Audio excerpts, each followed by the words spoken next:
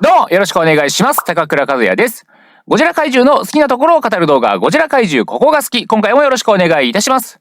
今回はですね、東方三大怪獣の一角であります、モスラのお話ということでございまして、まあですね、以前、1年かそこら前にですね、モスラについてのお話、モスラを取り上げた動画っていうのは投稿したんですけれども、その頃とはちょっと動画の作り方とか、もろもろその辺の事情がね、変わってきましたので、改めて取り上げてみようかと思います。今回は概要編ということでですね、モスラの主な出演作、そして特徴をお話ししていくんですけれども、モスラってね、出演作がとにかくたくさんありますので、今回は昭和の頃に作られた作品、昭和のモスラについての部分のみ触れていこうかと思いますので、最後までよろしくお願いいたします。ということで、まずはですね、昭和モスラの主な出演作ですね。本当に昭和だけ切り取ってもたくさんあるんですけれども、まずモスラ単独での出演作、モスラを皮切りにですね、モスラ対ゴジラ、三大怪獣地球最大の決戦、ゴジラ、エビラ、モスラ、南海の大決闘、そして怪獣総進撃っていうのがですね、主な出演作になります。他にもですね、ゴジラ対ガイガンにも、過去映像の流用っていう形で、ちらっと登場したりはしてるんですけども、主なところはこのくらいですね。結構ね、いろんな作品に出てるモスラですけれども、やっぱり印象に残る部分と言いますと、モスラってね、ほとんどの映画で正義の怪獣、人間の味方として描かれてるんですよね。なのでですね、街を破壊する場面っていうのをですね、他の怪獣に比べるとちょっと少ないかなっていうところがあるんですが、そういう意味ではですね、第1作目のモスラとかですね、あと宇宙人に操られている怪獣総進撃なんかではですね、街を破壊するモスラがたっぷりと楽しめると。そういった意味でですね、結構印象深い作品だったりもしますね。さて、そんな作品の中でモスラはどういう行動をしていたのかというところなんですけれども、まずですね、初登場作品、モスラではですね、さらわれた小美人を追ってインファント島から日本に上陸します。このインファント島とかですね、小美人、一体何ぞやっていうところについてはですね、ちょっと後ほどお話をしていこうかと思うんですけれども、この日本に上陸したモスラはですね、小美人を探して渋谷周辺を蹂躙しまして、東京タワーに繭を作るんですね。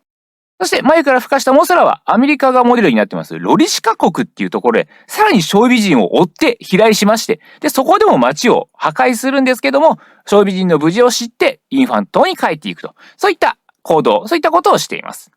先ほどお話しした通りですね、平成以降の登場作品ではなかなか見られない暴れっぷりをこの映画では見せてくれてると思います。今回はちょっと触れないですけれども、平成以降のね、作品を含めてもですね、かなり派手な暴れっぷり、そのキャリアの中で群を抜いて暴れてると言っても過言ではないんじゃないかというくらいの暴れっぷりをしています。やっぱりね、最近の作品になってくればなるほど、正義の怪獣的な側面がね、強く描かれてくるようになりますので、だんだん丸くなってくるというかね、街を壊しづらくもなってくるんじゃないかなという。やっぱデビュー当時、尖った芸人みたいな感じですかね。もうデビューの頃までね、初舞台までは自分のこと天才だと思っててね、俺を本物のコントを見せてやるぜみたいな感じで、ゴリゴリに尖った目つきで舞台に上がるんですけども、そこでゲロ吐くくらい滑ってね、それ以降もそういうね、舞台上で暴れることはやめようって、そういう尖ったことはやめようと、だんだん丸くなっていくという、そういう感じにちょっと見えるかなと思います。別にね、モスラデビュー作で滑ったわけじゃないですけどね。受けてましたからね。どっちかといえばね。受けるってのもおかしいですけどね。全然映画の中で狙ってボケたりとかしてないですから、モスラはね。どっちかっていうと、そのちょっと後のゴジラの方がより受けを狙いに行ってる感はありますけど。笑わせようとしに来てるなこいつっていう感じはありますけど、モスラはね、そんなにボケるとかっていうことはしてきませんでしたのでね。このね、デビュー作での大暴れっぷりがあって以降、あんまり暴れなくなってるっていうのは、もしかしたらね、この最初の上陸の後ですね、さすがにちょっと悪いことしたなっていう風に思ってですね、それ以降ちょっと街を壊さないように気を使ってくれてるっていうところもね、あるかもしれないですけど。なんならね、小美人に若干怒られたかもしれないですしね。いやいや、モスラと。ね。あなたはただ通ってるだけと言うかもしれないけれども、あなたがそうやって街を破壊していくたびにね、周りの日本人たちが私たちに向ける視線、若干痛いのよと。みんな優しいから。ね。何も言わないけども、お前らの守り神だろって。早く何とかしろよみたいな空気を感じるのよとやりづらくて仕方がなかったわ。肩身が狭いのよということをね、言われたかもしれない。その辺で気を使ってね、あんまり街を壊さないようにしてくれてるのかもしれませんね。さて、そんな一作目を経てですね、次にモスラが登場するのが、モスラ対ゴジラですね。この映画ではですね、台風によって日本にモスラの卵が流れ着いたっていうところから、物語始まりまして、金儲けを考える人間とか、卵を返してほしいっていうこのインファント島の人々、さらにそこに現れるゴジラとですね、いろんな思惑が交錯するわけなんですけれども、一応モスラの行動としてはですね、ゴジラと戦うために日本に成虫のモスラが飛来しまして、で、卵を守りつつ奮闘をするんだけれども、寿命が近いこともあって、倒されてしまうと。しかし、卵から生まれた2匹のモスラ幼虫がその意志を継ぎまして、ゴジラを倒すといった、ですね、話の中心にはね、モスラっていう存在がいる、モスラの卵っていうものがあったりとか、それが物語の核になったりしてるんですけれども、実際に行動をしている場面っていうのは案外少ないかなといった感じもしますね。続いて、三大怪獣地球最大の決戦では、ゴジラ、ラドンと協力しまして、キングギドラと戦うといった筋書きになっております。戦うだけでなくてですね、揉めてるゴジラとラドンの調停役と言いますかね。落ち着いてと、一緒に戦いましょうよっていう話し合いを進めるという、そういった役回りも務めました。だからこの映画に登場するモスラ、三大怪獣地球最大の決戦に登場する個体のモスラって、前作でね、前作モスラ対ゴジラで一緒に生まれた兄弟っていうのは、本編開始前に死んでしまうし、で、まだ子供なのにね、ゴジラとかラドンを説得したりとかですね、その後に単体でキングギドラと戦いに行ったりとかですね、結構苦労人ですよね。言うたらもう、ゴジラとかいい年ですよ。ね、二代目ゴジラというのは割と大人と言ってもいい年齢なのではないかというぐらい、いい年なはずなんですけど、ただ生まれたばっかりのね、モスラ対ゴジラから三大怪獣地球最大の決戦まで公開期間1年空いてないですからね。生まれたばっかりの子供に説得されてるゴジラってちょっと情けなくないのかという気もしますけれども、それぐらいのね、苦労の多い大変な役回りを務めた個体のモスラですね。その苦労がね、たたったのかはわかんないですけど、次に登場する作品南海の大決闘ではですね、出演はしてるんですけども、あんまり動かなくなってる。もう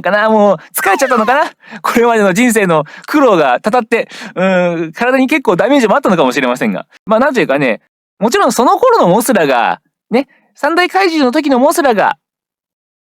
成長して、この南海二大決闘のモスラになったというふうに言い切れるかというとまたちょっと違ったりもしますけども、ちょっとね、見た目の印象も、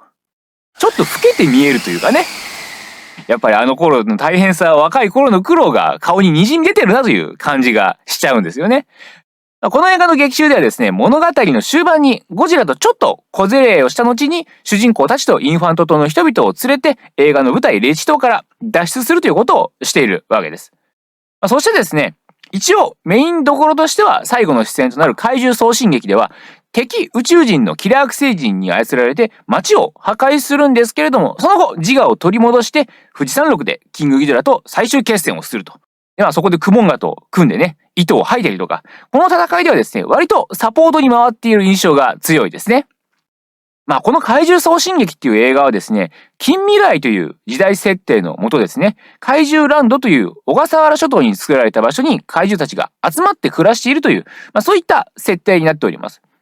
一応解釈の仕方によっては、昭和ゴジラシリーズの中で時系列が一番最後の作品になるのではないかという、そういった考え方もある映画なんですが、なのでですね、もうすでにこの時代にはですね、インファント島であるとか、あとはインファント島におけるモスラ信仰みたいなものっていうのは解体されてしまって、他の怪獣と一緒に隔離されているという感じになってるんですね。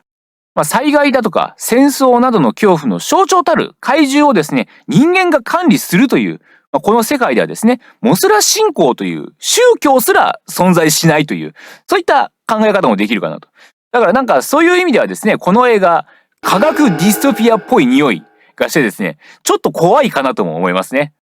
さて、そんなところが昭和時代のモスラの主な活躍でございます。続いて、そんな昭和の頃のモスラの特徴なんですけども、モスラはですね、インファント島という南の島の守り神として崇められている、そういった怪獣です。で、このインファント島とその住人なんですが、結構ひどい目に遭ってまして、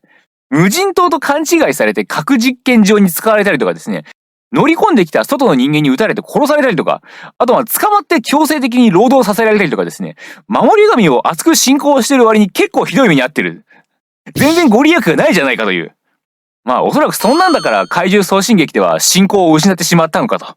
実益のない神様っていうのは信じてもらえないんだなっていう、なんだか悲しい感じの話になりますけども。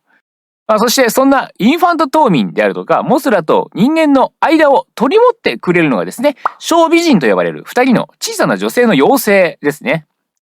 テレパシーでモスラを呼ぶことができたりですとか、また怪獣の意志をね、感じ取ることもできるっていう一方でですね、日本語も話せるので、怪獣の言葉を人間に伝える役割を担うことっていうのもありました。だからラドンがそうだそうだと言ってるって言い張ってるのは小美人だけなんですよね。意訳なのではないかという翻訳に自分の感性を乗せすぎているっていう可能性もなくはないですけどね。で、小美人最初の頃はですね、悪い人間に襲われたり、さらわれたりとか、あとひどい目にも遭ってるんですけども、だんだんね、こう日本の社会に馴染んできたのか、バラエティ番組に出るようになったりとかね、あと記者の囲み取材なんかもそつなくこなせるようになったりします。なんか最初は緊張してたのにね、テレビ慣れしてきた文化人というかね、あの人最初にテレビで見た時は全然花がなかったのに最近はなんかお化粧も変わってみたいなね、衣装も良くなってるわねみたいなね、感じもしますね。だんだんそういう風に社会に馴染んできてる様子が伺えますね。さて、そんな彼らに崇められるモスラというのは、怪獣としてどういうところがあるかというところですが、モスラはですね、蛾をモチーフにした怪獣でございます。卵から幼虫、繭、成虫と姿を変えるというのが、大きな特徴の一つなんですけれども、モスラ幼虫は口から吐く糸が武器ですね。で、この糸を使って攻撃したり、またこの糸を繭を作るのにも使ったりもします。そして、成虫になると羽で起こす強風ですとか、鱗粉による攻撃っていうのを得意としております。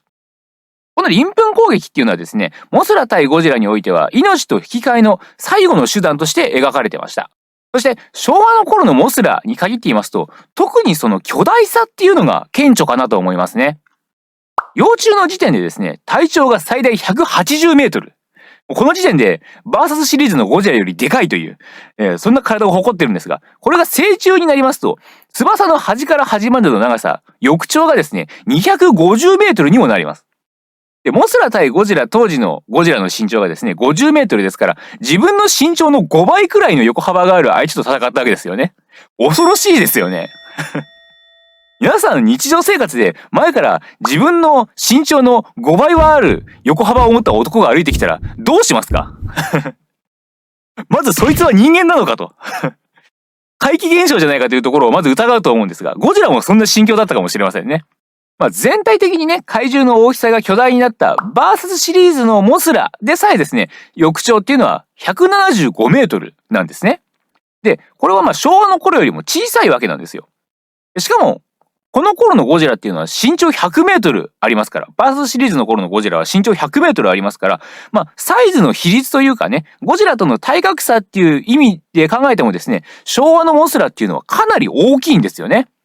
で、なんでこんなに大きいのかというですね、説明できる理屈っていうのを考えてみたんですけれども、これはですね、モスラを信仰する人たちの信仰心の大きさによるものだと思うんですね。より強くたくさんの信仰を集めているとか、格が上の存在ほど体が大きくなるっていうのはですね、例えば妖怪とかであってもですね、なんたら坊主とか、なんたら入道ですね。海坊主とかね、大入道とかいう、そういう仏教とのつながりを感じさせる、ちょっと神聖な要素を兼ね備えている妖怪なんかは、大体体がでかかったりしますし、巨大な蛇とかね、巨大な魚なんかはですね、妖怪というより山の神であるとか、その川の神であるとかっていうふうに、そういう神に近いというふうに、そういう解釈がされることが、割と伝承とか、民間伝承の中にはあったりするんですけれども、その辺の解釈がね、より分かりやすいのが、ちょっと違う映画の話をしますけれども、ジブリアニメのもののけ姫かと思うんですね。あの映画にはですね、山犬のモロとか、イノシシのおっこと主とか、一見巨大な生き物っていうのが出てきます。で、彼らはですね、単なる大きな動物ではなく、犬神であるとか、イノシシの神であるということが、映画の筋書き、ストーリーの感じからわかるかとは思いますけれども、そのモロの子供である山犬であったりとか、おっこと主の取り巻きのイノシシたちっていうのは、普通の動物並みの大きさしかないですよね。ちょっと大きいかとは思いますけれども、そこまで異常なほど大きくなっているわけではないと。で、これは単にね、それらが子供だから小さい、もろの子供だからまだ大人じゃないから小さいのではなくてですね、それら犬神やイノシシの神を信仰する人たちがいないので、神としての格が低くなってしまっていることを表しているっていう解釈の仕方があるんですよ。なので、モロやオッコトノシよりもさらに古い時代の信仰心が強かった時代の神であるダイダラウォッチ、獅子神の夜の時の姿ですね。それはもうモロやオッコトノシよりもさらに巨大な山を超える大きさの神になっているわけです。つまり、体がでかいということは神としての格が大きくて、人々の信仰を集めている神はでかいという、そういった図式というかですね、物差しみたいなものがあると思うんですよね。で、この考え方を昭和モスラに導入していますと、後のシリーズに比べてモスラが昭和の頃大きいということにも説明がつくかなと思うんです。つまり、この頃のモスラっていうのはですね、インファント島の住人という自分を信仰してくれている信者たちがたくさんいたんですね。その信仰心のおかげで大きな体というものを維持できたわけなんですけれども、しかし、バーサスシリーズやその後の平成モスラ、ミレニアムシリーズのモスラ登場作品っていうのには、小美人のポジションである妖精っていうのは登場はしていてもですね、インファント島の住人っていうのは登場しないんですね。それはつまり、神としてのモスラを信仰している人間はいなくなってしまったということかと思うんです。そうして信仰心の弱まった神様っていうのは、もののけ姫の病になるとか、あとイノシシのように体が小さくなってしまう。結果として、神としての格が下がってしまったモスラというのは、小さな体で登場せざるを得なかったという、そういった信仰心の大きさが昭和のモスラと、それ以降のモスラのサイズ感の違いを生み出しているということが言えるのではないかと思います。ということで、今回は昭和モスラのお話でございました。ぜひとも高評価、チャンネル登録のほどよろしくお願いいたします。ゴジラ怪獣、ここが好き、高倉和也でございました。どうもありがとうございました。